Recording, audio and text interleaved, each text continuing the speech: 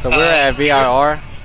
We got the drift going on over there. We gotta go. We got some show cars going on. I think some BMWs that are over there. I'm gonna go ahead and take a look real quick.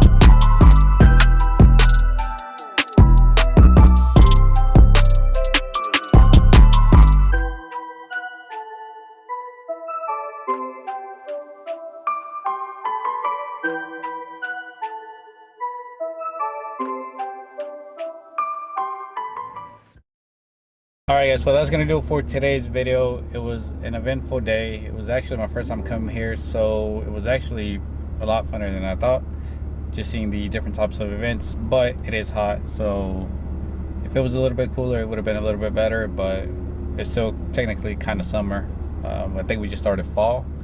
But I'm gonna end the video here. Thank you guys so much for watching, and I'll see you guys in the next one.